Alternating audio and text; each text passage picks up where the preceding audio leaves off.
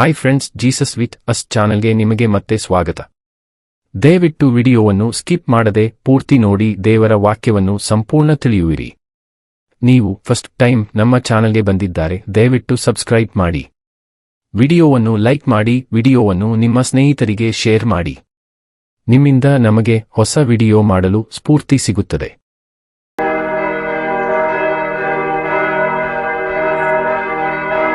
ನೆಹಮೀಯ ಅಧ್ಯಾಯ 12. ಯಾಜಕರ ಮತ್ತು ಲೇವಿಯರ ಪಟ್ಟಿಗಳು.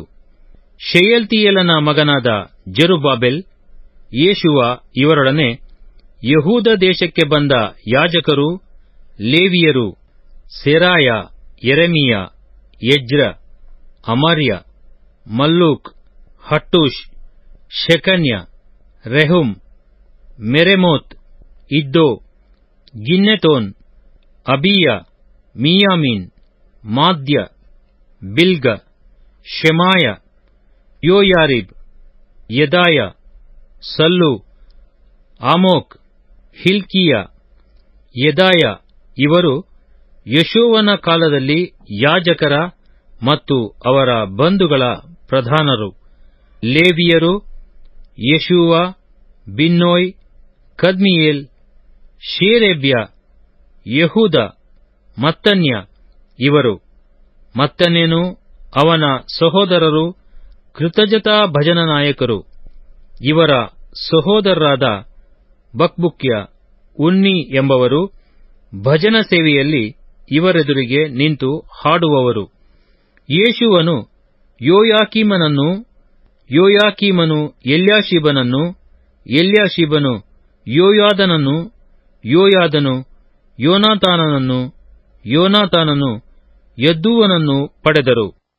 ಯೋಯಾಕೀಮನ ಕಾಲದಲ್ಲಿ ಯಾಜಕರಾಗಿದ್ದ ಗೋತ್ರ ಪ್ರಧಾನರು ಸೆರಾಯನ ಗೋತ್ರದ ಮೆರಾಯ, ಯೆರೆಮೀಯನ ಗೋತ್ರದ ಹನನ್ಯ, ಎಜ್ರನ ಗೋತ್ರದ ಮೆಷುಲ್ಲಾಮ್, ಅಮರ್ಯನ ಗೋತ್ರದ ಯೆಹೋಹಾನಾನ್, ಮಲ್ಲೂಕಿಯ ಗೋತ್ರದ ಯೋನಾತಾನ್, ಶಬನ್ಯನ ಗೋತ್ರದ ಯೋಸೇಫ್, ಹಾರಿಮನ ಗೋತ್ರದ ಅದ್ನ, ಮೆರಾಯೋತನ ಗೋತ್ರದ ಹೆಲ್ಕೈ, ಯುದ್ದೋವಿನ ಗೋತ್ರದ ಜಕರಿಯ, ಗಿನ್ನೆತೋನನ ಗೋತ್ರದ ಮೆಷುಲ್ಲಾಮ್, ಅಬೀಯನ ಗೋತ್ರದ ಜಿಕ್ರಿ, ಮಿನ್ಯಾಮೀನನ ಮತ್ತು ಮೇವದ್ಯನ ಗೋತ್ರದ ಪಿಲ್ತೈ, ಬಿಲ್ಗಾ ಗೋತ್ರದ ಶಮ್ಮುವ, ಶೆಮಾಯನ ಗೋತ್ರದ ಯೋಹಾನಾತಾನ್, ಯೋಯಾರಿಬನ ಗೋತ್ರದ ಮತ್ತೆನೈ, ಯೆದಾಯನ ಗೋತ್ರದ ಉಜ್ಜಿ, ಸಲ್ಲೈ ಗೋತ್ರದ ಕಲ್ಲೈ, ಆಮೋಕನ ಗೋತ್ರದ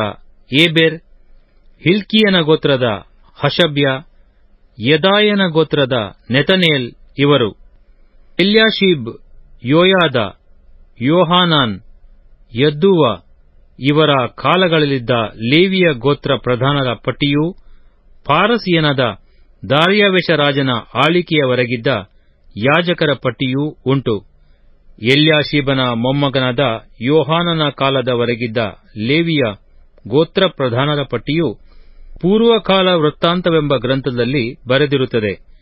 ಈ ಲೇವಿ ಗೋತ್ರ ಪ್ರಧಾನದಲ್ಲಿ ಯೇಷುವನ ಮಗನೂ ಯೋಚಾದಾಕನ ಮೊಮ್ಮಗನೂ ಆದ ಯೋಯಾಕೀಮ್, ದೇಶಾಧಿಪತಿಯಾದ ನೆಹಮೀಯ, ಯಾಜಕನೂ ಧರ್ಮೋಪದೇಶಕನೂ ಆದ ಎಜ್ರ ಇವರ ಕಾಲದಲ್ಲಿದ್ದವರು ಹಷಬ್ಯ, ಶೇರೇಬ್ಯ, ಯೇಷುವ, ಬಿನ್ನೋಯ್, ಕದ್ಮೀಯೇಲ್ ಇವರು. ದೇವರ ಮನುಷ್ಯನಾದ ದಾವೀದನ ಅಪ್ಪಣೆಯ ಮೇರೆಗೆ ಇವರು ಇವರ ಸಹೋದರರು ಸರತಿಗೆ ಎರಡೆರಡು ವರ್ಗಗಳಾಗಿ ಪರಸ್ಪರ ಹಾಡುತ್ತಾ ಕೀರ್ತನೆಯನ್ನು, ಕೃತಜ್ಞತಾಸ್ತುತಿಯನ್ನು ಮಾಡುತ್ತಿದ್ದರು. ಇವರಲ್ಲದೆ ಬಾಗಲುಗಳ ಬಳಿಯಲ್ಲಿದ್ದ ಉಗ್ರಾಣಗಳನ್ನು ಕಾಯತಕ್ಕ ದ್ವಾರಪಾಲಕರಾದ ಮತ್ತನ್ಯ, ಬಕ್ಬುಕ್ಯ, ಓಬದ್ಯ, ಮೆಷುಲ್ಲಾಮ್, ಟಲ್ಮೋನ್, ಅಕ್ಕೂಬ್ ಎಂಬವರು. ಪೌಳಿ ಗೋಡೆಯ ಪ್ರತಿಷ್ಠೆ. ಯೆರೂಸಲೇಮಿನ ಗೋಡೆಯನ್ನು ಪ್ರತಿಷ್ಠಿಸುವ ಸಮಯ ಬಂದಾಗ ಆಯಾ ಸ್ಥಳಗಳಲ್ಲಿದ್ದ ಲೇವಿಯರನ್ನು ಕೀರ್ತನಾ ಗಾಯನಗಳಿಂದಲೂ ತಾಳ, ಸ್ವರ, ಮಂಡಲ, ಕಿನ್ನರಿ ಇವುಗಳಿಂದಲೂ ಪ್ರತಿಷ್ಠೆಯ ಉತ್ಸವವನ್ನು ಆಚರಿಸುವುದಕ್ಕಾಗಿ ಯೆರೂಸಲೇಮಿಗೆ ಕರೆಯಿಸಿದರು. ಆಗ ಯೆರೂಸಲೇಮಿನ ಸುತ್ತಣ ಪ್ರಾಂತ್ಯಗಳಲ್ಲಿ ತಮಗೋಸ್ಕರ ಹಳ್ಳಿಗಳನ್ನು ಕಟ್ಟಿಕೊಂಡಿದ್ದ ಗಾಯಕ ಮಂಡಳಿಯವರು ಯೊರ್ದನ್ ಹೊಳೆಯ ತಗ್ಗು, ಯೆರೂಸಲೇಮಿನ ಸುತ್ತಣ ಪ್ರದೇಶ, ನೆಟೋಫಾತ್ಯರ ಗ್ರಾಮ, ಬೇತ್ಸ ಗಿಲ್ಗಾಲ್, ಗೆಬ ಮತ್ತು ಅಜ್ಮಾವೇತ್ ಊರುಗಳಿಗೆ ಸೇರಿರುವ ಹಳ್ಳಿಗಳು ಇವುಗಳಿಂದ ಕೂಡಿಬಂದರು. ಯಾಜಕರು, ಲೇವಿಯರು ತಮ್ಮನ್ನು ಶುದ್ಧಪಡಿಸಿಕೊಂಡ ಮೇಲೆ ಜನರನ್ನು, ಊರು ಬಾಗಲುಗಳನ್ನು, ಗೋಡೆಯನ್ನು ಶುದ್ಧಪಡಿಸಿದರು. ಆಮೇಲೆ ನಾನು ಯಹೂದ ಪ್ರಭುಗಳನ್ನು ಗೋಡೆಯ ಮೇಲೆ ಕರಕೊಂಡು ಬಂದು ಭಜನ ಮಂಡಳಿಯವರಿಗೆ 2 ದೊಡ್ಡ ಗುಂಪುಗಳಾಗಿ ಇಲ್ಲಿ ನಿಲ್ಲಬೇಕೆಂದು ಅಪ್ಪಣೆ ಮಾಡಿದೆನು. ಒಂದು ಗುಂಪಿನವರು ಮೆರವಣಿಗೆಯಿಂದ ಗೋಡೆಯ ಮೇಲೆ ತಿಪ್ಪೆ ಬಾಗಲಿನಿಂದ ಬಲಗಡೆಗೆ ಹೋದರು. ಅವರ ಹಿಂದೆ ಯಹೂದ ಪ್ರಭುಗಳ ಅರ್ಧ ಜನರೊಡನೆ ಹೋಶಾಯನು, ತುತ್ತೂರಿ ಹಿಡಿದಿರುವ ಯಾಜಕರೊಡನೆ ಅಜರ್ಯ, ಎಜ್ರ, ಮೆಷುಲ್ಲಾಮ್, ಯಹೂದ, ಬೆನ್ಯಾಮೀನ್, ಶೆಮಾಯ, ಯೆರೆಮೀಯ ಎಂಬವರು, ಆಸಾಫ್ ಸಂತಾನದ ಜಕ್ಕೂರನಿಗೆ ಹುಟ್ಟಿದ ಮಿಕಾಯನ ವಂಶದವನು, ಮತ್ತನ್ಯನ ಮರಿಮಗನು, ಶಮಾಯನ ಮೊಮ್ಮಗನು, ಯೋನಾತಾನನ ಮಗನೂ ಆದ ಜಕರ್ಯನೂ, ದೇವರ ಮನುಷ್ಯನಾದ ದಾವೀದನ ವಾದ್ಯಗಳನ್ನು ಹಿಡಿದಿರುವ ಇವನ ಬಂಧುಗಳಾದ ಶೆಮಾಯ, ಅಜರೇಲ್, ಮಿಲಲೈ, ಗಿಲಲೈ, ಮಾಯೆ, ನೆತನೇಲ್, ಯಹೂದ, ಹನಾನಿ ಎಂಬವರು ಹೋದರು. ಧರ್ಮೋಪದೇಶಕನಾದ ಎಜ್ರನು ಇವರ ಮುಂದಾಳು. ಇವರು ಬುಗ್ಗೆ ಬಾಗಲನ್ನು ಹಾದು ನೆಟ್ಟಗೆ ದಾವೀದನಗರದ ಸೋಪಾನಗಳ ಮಾರ್ಗವಾಗಿ ಗೋಡೆಯನ್ನನುಸರಿಸಿ ಅರಮನೆಯ ಮೇಲಣ ದಿನ್ನೆಯನ್ನು ಹತ್ತಿ ಪೂರ್ವ ದಿಕ್ಕಿನಲ್ಲಿರುವ ನೀರು ಬಾಗಲಿನವರೆಗೆ ಹೋದರು. ಅವರನ್ನು ಎದುರುಗೊಳ್ಳುವ ಹಾಗೆ ಭಜನ ಮಂಡಳಿಯ 2ನೆಯ ಗುಂಪಿನವರು, ನಾನು, ಉಳಿದ ಅರ್ಧ ಜನರು ಗೋಡೆಯ ಮೇಲೆ ಒಲೆ ಬುರುಜಿನಿಂದ ಅಗಲ ಗೋಡೆಯವರೆಗೂ, ಅಲ್ಲಿಂದ ಎಫ್ರಾಯೀಮ್ ಬಾಗಲು, ಯೆಷಾನಾ ಬಾಗಲು, ಮೀನು ಬಾಗಲು, ಹನನೇಲ್ ಬುರುಜು, ಹಮ್ಮೇಯ ಬುರುಜು ಇವುಗಳ ಮಾರ್ಗವಾಗಿ ಕುರಿ ಬಾಗಲಿನವರೆಗೂ ಹೋಗಿ ಸೆರೆಮನೆಯ ಬಾಗಲಿನ ಬಳಿಯಲ್ಲಿ ನಿಂತೆವು. 2 ಭಜನಾ ಮಂಡಳಿಯ ಗುಂಪಿನವರು, ನಾನು, ನನ್ನ ಜೊತೆಯಲ್ಲಿದ್ದ ಅರ್ಧ ಮಂದಿ ಅಧಿಕಾರಿಗಳು, ತುತ್ತೂರಿ ಹಿಡಿದಿರುವ ಯಾಜಕರಾದ ಎಲ್ಯಾಕೀಮ್, ಮಾಸೇಯ, ಮಿನ್ಯಾಮೀನ್, ಮಿಕಾಯ, ಎಲ್ಯೋವೇನೈ, ಜೆಕರ್ಯ, ಹನನ್ಯ ಇವರು, ಮಾಸೇಯ, ಶೆಮಾಯ, ಎಲ್ಲಾಜಾರ್, ಉಜ್ಜಿ, ಯೆಹೋಹಾನಾನ್, ಮಲ್ಕೀಯ, ಏಲಾಮ್, ಎಜೆರ್ ಎಂಬವರು ದೇವಾಲಯದ ಬಳಿಯಲ್ಲಿ ನಿಂತಿರಲು ಗಾಯಕರು ಹಾಡತೊಡಗಿದರು. ಇಜ್ರಹ್ಯನು ಇವರ ನಾಯಕನು. ದೇವರು ತಮಗೆ ವಿಶೇಷಾನಂದವನ್ನುಂಟು ಮಾಡಿದ್ದರಿಂದ ಜನರು ಆ ದಿನದಲ್ಲಿ ಅನೇಕ ಯಜ್ಞಗಳನ್ನು ಸಮರ್ಪಿಸಿ ತಮ್ಮ ಹೆಂಡತಿ ಮಕ್ಕಳೊಡನೆ ಮಹೋತ್ಸವ ಮಾಡಿದರು. ಯೆರೂಸಲೇಮಿನ ಉತ್ಸವದ ಹರ್ಷಧ್ವನಿಯು ಬಹು ದೂರದವರೆಗೂ ಕೇಳಿಸಿತು. ದೇವಾಲಯ ಸೇವಕರ ಜೀವನಾಂಶದ ವ್ಯವಸ್ಥೆ.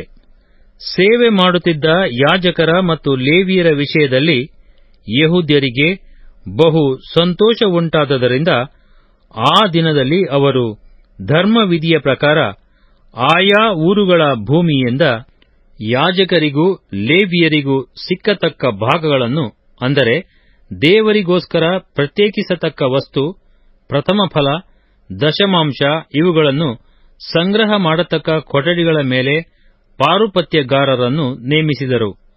ಆ ಯಾಜಕರು, ಲೇವಿಯರು ತಮ್ಮ ದೇವರ ಸೇವಾ ಸಂಬಂಧದಲ್ಲಿಯೂ ಶುದ್ಧೀಕರಣ ಸಂಬಂಧದಲ್ಲಿಯೂ ತಮ್ಮ ಕರ್ತವ್ಯವನ್ನು ಜಾಗರೂಕತೆಯಿಂದ ನೆರವೇರಿಸುತ್ತಿದ್ದರು. ಅವರಂತೆ ಗಾಯಕರು, ದ್ವಾರಪಾಲಕರು ಸಹ ದಾವೀದನಿಂದಲೂ ಅವನ ಮಗನಾದ ಸೊಲೊಮೋನನಿಂದಲೂ ಸ್ಥಾಪಿತವಾದ ಕ್ರಮಾನುಸಾರ ನಡೆಯುತ್ತಿದ್ದರು. ಗಾಯನ ಮಂಡಳಿಗಳು, ಕೃತಜ್ಞತಾ ಸ್ತುತಿಕೀರ್ತನೆಗಳ ದೇವಸೇವೆಯು ಪೂರ್ವಕಾಲದಲ್ಲಿ, ಅಂದರೆ ದಾವೀದನ ಮತ್ತು ಆಸಾಫನ ಕಾಲದಲ್ಲಿ ಇದ್ದವಷ್ಟೇ. ಜೆರುಬ್ಬಾಬೆಲ್, ನೆಹೆಮೀಯ ಇವರ ಕಾಲಗಳಲ್ಲಿ ಎಲ್ಲಾ ಇಸ್ರಾಯೇಲ್ಯರು ಗಾಯಕರಿಗೂ ದ್ವಾರಪಾಲಕರಿಗೂ ದಿನದಿನಕ್ಕೆ ಸಿಕ್ಕತಕ್ಕ ಭಾಗಗಳನ್ನು ಕೊಡುತ್ತಿದ್ದರು. ಇವರು ಅವುಗಳಲ್ಲಿ ದಶಮಾಂಶವನ್ನು ಲೇವಿಯರಿಗೂ, ಲೇವಿಯರು ತಮ್ಮ ದರದಲ್ಲಿ ದಶಮಾಂಶವನ್ನು ಆರೋನನ ಮಕ್ಕಳಿಗೂ ಕೊಡುತ್ತಿದ್ದರು. ನೆಹೆಮೀಯ ಅಧ್ಯಾಯ 13. ನೆಹೆಮೀಯನು ಎರಡನೆಯ ಸಾರಿ ಅಧಿಪತಿಯಾಗಿ ಬಂದು ಮತ ಸಂಬಂಧವಾಗಿ ವ್ಯವಸ್ಥೆ ಮಾಡಿದ್ದು. ಆ ಕಾಲದಲ್ಲಿ ಜನರ ಮುಂದೆ ಮೋಶೆಯ ಧರ್ಮಶಾಸ್ತ್ರ ಪಾರಾಯಣವು ನಡೆಯುತ್ತಿರಲಾಗಿ, ಅದರಲ್ಲಿ ಅಮ್ಮೋನಿಯರಾಗಲಿ ಮೋವಾಬ್ಯರಾಗಲಿ ದೇವರ ಸಭೆಯಲ್ಲಿ ಎಂದಿಗೂ ಸೇರಬಾರದು. ಯಾಕಂದರೆ ಅವರು ಇಸ್ರಾಯೇಲ್ಯರನ್ನು ಅನ್ನಪಾನಗಳೊಡನೆ ಎದುರುಗೊಳ್ಳಲಿಲ್ಲ. ಅವರನ್ನು ಶಪಿಸುವುದಕ್ಕಾಗಿ ಬಿಳಾಮನಿಗೆ ಹಣ ಕೊಟ್ಟು ಅವನನ್ನು ಕರೆಸಿದರು. ನಮ್ಮ ದೇವರಾದರೋ ಅವನಿಂದ ಶಾಪವನ್ನಲ್ಲ, ಆಶೀರ್ವಾದವನ್ನೇ ಹೇಳಿಸಿದನು ಎಂಬ ಮಾತು ಬರೆದಿರುವುದಾಗಿ ಕಂಡುಬಂತು. ಇಸ್ರಾಯೇಲ್ಯರು ಈ ಧರ್ಮವಿಧಿಯನ್ನು ಕೇಳಿದೊಡನೆ ಎಲ್ಲಾ ಮಿಶ್ರಜಾತಿಯವರನ್ನು ತಮ್ಮ ಮಧ್ಯದಿಂದ ಬೇರ್ಪಡಿಸಿದರು.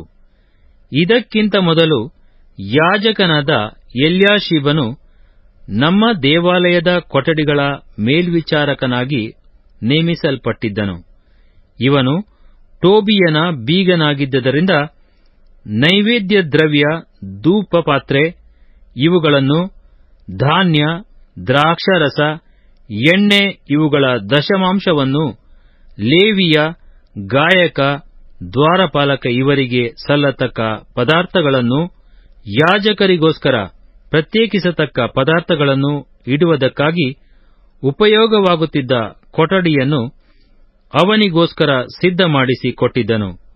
ಬಾಬೆಲಿನ ಅರಸನಾದ ಅರ್ತಷಸ್ತನ 32ನೆಯ ವರುಷದಲ್ಲಿ ಅರಸನ ಬಳಿಗೆ ಹೋಗಿದ್ದೆನಾದ್ದರಿಂದ ಇದೆಲ್ಲಾ ನಡೆಯುವಾಗ ನಾನು ಯೆರೂಸಲೇಮಿನಲ್ಲಿರಲಿಲ್ಲ.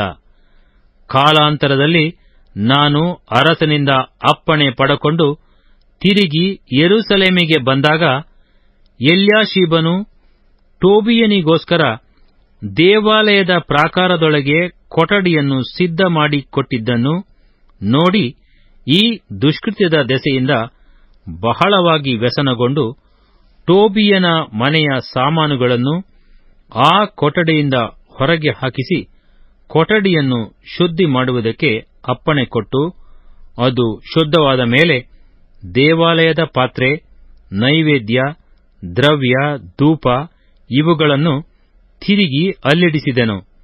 ಇದಲ್ಲದೆ ಲೇವಿಯರಿಗೆ ಸಲ್ಲತಕ್ಕ ಭಾಗಗಳು ಅವರಿಗೆ ಸಿಕ್ಕಲಿಲ್ಲವೆಂದು ಆರಾಧನೆ ನಡೆಸತಕ್ಕ ಲೇವಿಯರು, ಗಾಯಕರು ತಮ್ಮ ತಮ್ಮ ಭೂಸ್ವಾಸ್ಥ್ಯಗಳಿಗೆ ಹೋಗಿಬಿಟ್ಟರೆಂದು ನನಗೆ ಗೊತ್ತಾಯಿತು. ಇದರ ದೆಸೆಯಿಂದ ನಾನು ಅಧಿಕಾರಿಗಳೊಡನೆ ದೇವಾಲಯವನ್ನು ಅಲಕ್ಷ್ಯ ಮಾಡಿದ್ದೇಕೆ ಎಂಬುದಾಗಿ ವಾದಿಸಿ, ಬಿಟ್ಟು ಹೋದವರನ್ನು ತಿರುಗಿ ಕರೆಸಿ ಅವರನ್ನು ಅವರವರ ಉದ್ಯೋಗಗಳಲ್ಲಿರಿಸಿದೆನು. ಆಗ ಎಲ್ಲಾ ಯೆಹೂದ್ಯರು ತಮ್ಮ ತಮ್ಮ ಧಾನ್ಯ, ದ್ರಾಕ್ಷಾರಸ, ಎಣ್ಣೆ ಇವುಗಳಲ್ಲಿ ದಶಮಾಂಶವನ್ನು ತಂದು ಭಂಡಾರಗಳಲ್ಲಿ ಹಾಕಿದರು. ಆಮೇಲೆ ಉಗ್ರಾಣಗಳನ್ನು ನೋಡುವುದಕ್ಕೋಸ್ಕರ ಯಾಜಕನಾದ ಶೆಲೆಮ್ಯ, ಲೇಖಕನಾದ ಚಾದೋಕ್, ಲೇವಿ ಕುಲದವನಾದ ಪೆದಾಯ ಇವರನ್ನು ಇವರ ಸಹಾಯಕ್ಕಾಗಿ ಜಕ್ಕೂರನ ಮಗನೂ ಮತ್ತನ್ಯನ ಮೊಮ್ಮಗನೂ ಆದ ಹಾನಾನನನ್ನು ನೇಮಿಸಿದನು. ಇವರೆಲ್ಲರೂ ನಂಬಿಗಸ್ತರೆಂದು ಹೆಸರುಗೊಂಡವರು. ತಮ್ಮ ಸಹೋದರರಿಗೆ ಸಿಕ್ಕತಕ್ಕದ್ದನ್ನು ಹಂಚಿಕೊಡುವುದು ಇವರ ಕರ್ತವ್ಯ. ನನ್ನ ದೇವರೇ, ಇದನ್ನು ನನ್ನ ಹಿತಕ್ಕಾಗಿ ನೆನಪು ಮಾಡಿಕೋ. ನಾನು ನನ್ನ ದೇವರ ಆಲಯದ ಮತ್ತು ಅದರ ಸೇವೆಯ ಸಂಬಂಧವಾಗಿ ಮಾಡಿದ ಭಕ್ತಿ ಕಾರ್ಯಗಳನ್ನು ನಿನ್ನ ಪುಸ್ತಕದಿಂದ ಅಳಿಸಿಬಿಡಬೇಡ. ಆ ಕಾಲದಲ್ಲಿ ಜನರು ಸಬ್ಬತ್ ದಿವಸ ಯಹೂದ ದೇಶದಲ್ಲಿ ತೊಟ್ಟಿಯೊಳಗೆ ದ್ರಾಕ್ಷೆ ತುಳಿಯುವುದನ್ನು, ಕಣದ ಕಾಳನ್ನು ಕೂಡಿಸಿ ಆ ಕಾಳು, ದ್ರಾಕ್ಷಾರಸ, ದ್ರಾಕ್ಷೆ, ಅಂಜೂರದ ಹಣ್ಣು ಈ ಮುಂತಾದವುಗಳನ್ನು ಕತ್ತೆಗಳ ಮೇಲೆ ಹೇರಿಕೊಂಡು ಆ ದಿನದಲ್ಲೇ ಯೆರೂಸಲೇಮಿಗೆ ತರುವುದನ್ನು ಕಂಡು ಅವರು ಆ ಆಹಾರ ಪದಾರ್ಥಗಳನ್ನು ಮಾರುವುದಕ್ಕೆ ಬಂದಾಗ ಅವರನ್ನು ಗದರಿಸಿದೆನು. ಇದಲ್ಲದೆ ದೇಶದಲ್ಲಿ ವಾಸಿಸುತ್ತಿದ್ದ ತೂರ್ಯರು ಮೀನು ಮುಂತಾದ ಸರಕುಗಳನ್ನು ತಂದು ಯೆಹೂದ್ಯರಿಗೆ ಸಬ್ಬತ್ ದಿನದಲ್ಲಿ ಯೆರೂಸಲೇಮಿನಲ್ಲೇ ಮಾರುತ್ತಿದ್ದರು.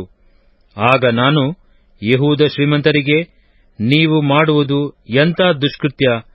ನೀವು ಸಬ್ಬತ್ ದಿನವನ್ನು ಅಶುದ್ಧ ಮಾಡುತ್ತೀರಿ. ನಿಮ್ಮ ಪೂರ್ವಿಕರು ಹೀಗೆ ಮಾಡಿದ್ದರಿಂದ ನಮ್ಮ ದೇವರು ಈ ಎಲ್ಲಾ ಕೇಡನ್ನು ನಮ್ಮ ಮೇಲೆಯೂ ನಮ್ಮ ಪಟ್ಟಣದ ಮೇಲೆಯೂ ಬರಮಾಡಿದನಲ್ಲವೇ? ಹೀಗಿರಲಾಗಿ ನೀವು ಸಬ್ಬತ್ ದಿನವನ್ನು ಅಶುದ್ಧ ಮಾಡಿ ಇಸ್ರಾಯೇಲ್ಯರ ಮೇಲಿದ್ದ ದೇವಕೋಪವನ್ನು ಹೆಚ್ಚಿಸುತ್ತೀರೇನು ಎಂದು ಹೇಳಿ ಅವರನ್ನು ಗದರಿಸಿದೆನು. ಇದಲ್ಲದೆ ಸಬ್ಬತ್ ದಿನ ಪ್ರಾರಂಭವಾಗುವುದಕ್ಕಿಂತ ಮೊದಲು ಯೆರೂಸಲೇಮಿನ ಬಾಗಲುಗಳಲ್ಲಿ ಕತ್ತಲಾಗಿರುವಾಗಲೇ ಕದಗಳನ್ನು ಮುಚ್ಚಿಸಿ, ಸಬ್ಬತ್ ದಿನವು ಗತಿಸುವುದಕ್ಕಿಂತ ಮುಂಚೆ ಅವುಗಳನ್ನು ತೆರೆಯಬಾರದೆಂದು ಆಜ್ಞಾಪಿಸಿ, ಯಾವ ಹೊರೆಯೂ ಒಳಗೆ ಬಾರದಂತೆ ನನ್ನ ಸೇವಕರಲ್ಲಿ ಕೆಲವರನ್ನು ಬಾಗಲುಗಳ ಬಳಿಯಲ್ಲಿ ಕಾವಲಿರಿಸಿದೆನು. ಆದದರಿಂದ ವರ್ತಕರು, ಎಲ್ಲಾ ತರದ ದಿನಸುಗಳನ್ನು ಮಾರುವುದಕ್ಕೆ ಬಂದವರು ಒಂದೆರಡು ಸಾರಿ ಯೆರೂಸಲೇಮಿನ ಹೊರಗೆ ಇಳುಕೊಂಡರು. ಕಡೆಯಲ್ಲಿ ನಾನು ಅವರನ್ನು, ನೀವು ಗೋಡೆಯ ಹೊರಗೇಕೆ ಇಳುಕೊಂಡಿದ್ದೀರಿ? ನೀವು ತಿರುಗಿ ಹೀಗೆ ಮಾಡಿದರೆ ನಿಮ್ಮನ್ನು ಹಿಡಿಸುವೆನು ಎಂದು ಗದರಿಸಲು, ಅವರು ಅಂದಿನಿಂದ ಸಬ್ಬತ್ ದಿನದಲ್ಲಿ ತಿರುಗಿ ಬರಲಿಲ್ಲ. ಆಮೇಲೆ ನಾನು ಲೇವಿಯರಿಗೆ ಸಬ್ಬತ್ ದಿನವನ್ನು ಪರಿಶುದ್ಧ ದಿನವೆಂದು ಆಚರಿಸುವ ಹಾಗೆ ನೀವು ನಿಮ್ಮನ್ನು ಶುದ್ಧಪಡಿಸಿಕೊಂಡು ಬಂದು ಬಾಗಲುಗಳನ್ನು ಕಾಯಬೇಕು ಎಂದು ಆಜ್ಞಾಪಿಸಿದೆನು. ನನ್ನ ದೇವರೇ, ಇದನ್ನು ನನ್ನ ಹಿತಕ್ಕಾಗಿ ನೆನಪು ಮಾಡಿಕೊಂಡು ನಿನ್ನ ಮಹಾಕೃಪೆಗನುಸಾರವಾಗಿ ನನ್ನನ್ನು ಕನಿಕರಿಸು. ಅದೇ ಕಾಲದಲ್ಲಿ ನಾನು ಅಷ್ಡೋದ್, ಅಮ್ಮೋನಿಯ, ಮೋವಾಬ್ ಸ್ತ್ರೀಯರನ್ನು ಮದುವೆ ಮಾಡಿಕೊಂಡ ಯೆಹೂದ್ಯರನ್ನು ಕುರಿತು ವಿಚಾರ ಮಾಡಿ, ಅವರ ಮಕ್ಕಳಲ್ಲಿ ಅರ್ಧ ಮಂದಿ ಯೂದಾಯ ಭಾಷೆಯಲ್ಲಿ ಮಾತಾಡಲರಿಯದೆ ಅಷ್ಡೋದ್ಯ ಮುಂತಾದ ಜನರ ಭಾಷೆಯನ್ನಾಡುತ್ತಾರೆಂದು ತಿಳಿಯಲು ಕೋಪಗೊಂಡು ಅವರನ್ನು ಶಪಿಸಿ, ಅವರಲ್ಲಿ ಕೆಲವರನ್ನು ಹೊಡೆದು ಅವರ ಕೂದಲುಗಳನ್ನು ಕಿತ್ತು, ಅಂಥ ಸ್ತ್ರೀಯರ ದೆಸೆಯಿಂದ ಇಸ್ರಾಯೇಲ್ ರಾಜನಾದ ಸೊಲೊಮೋನನು ದೋಷಿಯಾದನಲ್ಲವೇ? ಅನೇಕಾನೇಕ ಜನಾಂಗಗಳಲ್ಲಿ ಅವನಿಗೆ ಸಮಾನನಾದ ಅರಸನು ಇರಲಿಲ್ಲ. ಅವನು ತನ್ನ ದೇವರಿಗೆ ವಿಶೇಷ ಪ್ರಿಯನು. ಆದದರಿಂದ ದೇವರು ಅವನನ್ನು ಎಲ್ಲಾ ಇಸ್ರಾಯೇಲ್ಯರ ಮೇಲೆ ಅರಸನನ್ನಾಗಿ ನೇಮಿಸಿದನು. ಆದರೂ ಅನ್ಯದೇಶ ಸ್ತ್ರೀಯರು ಅವನನ್ನು ಪಾಪದಲ್ಲಿ ಬೀಳಿಸಿದರು. ಹೀಗಿರಲಾಗಿ ನೀವು ಅನ್ಯ ಸ್ತ್ರೀಯರನ್ನು ಮದುವೆ ಮಾಡಿಕೊಂಡು ಅದೇ ಘೋರವಾದ ದುಷ್ಟತ್ವವನ್ನು ನಡೆಸಿ ದೇವರಿಗೆ ದ್ರೋಹಿಗಳಾಗುವುದನ್ನು ನಾವು ಒಪ್ಪಿಕೊಳ್ಳಬೇಕೋ ಎಂದು ಅವರನ್ನು ಗದರಿಸಿ, ಅವರಿಂದ ಅನ್ಯರ ಮಕ್ಕಳಿಗೆ ಹೆಣ್ಣು ಕೊಡಬಾರದು, ನಿಮಗಾಗಲಿ ನಿಮ್ಮ ಮಕ್ಕಳಿಗಾಗಲಿ ಅವರಿಂದ ತರಲೂಬಾರದು ಎಂಬ ಧರ್ಮವಿಧಿಯನ್ನು ಕೈಕೊಳ್ಳುವುದಾಗಿ ದೇವರ ಹೆಸರಿನಲ್ಲಿ ಪ್ರಮಾಣ ಮಾಡಿಸಿದೆನು. ಮಹಾಯಾಜಕ ಎಲ್ಯಾಷೀಬನ ಮಗನಾದ ಯೋಯಾದನ ಮಕ್ಕಳಲ್ಲೊಬ್ಬರು ಹೊರೋನ್ಯನಾದ ಸನ್ಬಲ್ಲಟನಿಗೆ ಅಳಿಯನಾದುದರಿಂದ ಅವನನ್ನು ನನ್ನ ಸನ್ನಿಧಿಯಿಂದ ಓಡಿಸಿಬಿಟ್ಟೆನು. ನನ್ನ ದೇವರೇ, ಅವರು ಯಾಜಕತ್ವವನ್ನು, ಯಾಜಕರ ಮತ್ತು ಲೇವಿಯರ ಪ್ರತಿಜ್ಞೆಯನ್ನು ಹೊಲೆ ಮಾಡಿದ್ದಾರಲ್ಲ, ಇದನ್ನು ನೆನಪು ಮಾಡಿಕೋ. ನಾನು ಈ ಪ್ರಕಾರ ಅನ್ಯವಾದದ್ದನ್ನೆಲ್ಲ ತೆಗೆಸಿ ಅವರನ್ನು ಶುದ್ಧಪಡಿಸಿದನಲ್ಲದೆ, ಯಾಜಕರಲ್ಲಿಯೂ ಲೇವಿಯರಲ್ಲಿಯೂ ಪ್ರತಿಯೊಬ್ಬನಿಗಿರುವ ಕೆಲಸದ ವಿಷಯವಾಗಿಯೂ ನೇಮಿತ ಕಾಲಗಳಲ್ಲಿ ಸಲ್ಲತಕ್ಕ ಕಾಷ್ಠದಾನದ ಮತ್ತು ಪ್ರಥಮ ಫಲದ ವಿಷಯವಾಗಿಯೂ ಕ್ರಮಗಳನ್ನು ಏರ್ಪಡಿಸಿದೆನು. ನನ್ನ ದೇವರೇ, ನನ್ನ ಹಿತಕ್ಕಾಗಿ ಇದನ್ನು ನೆನಪು ಮಾಡಿಕೋ.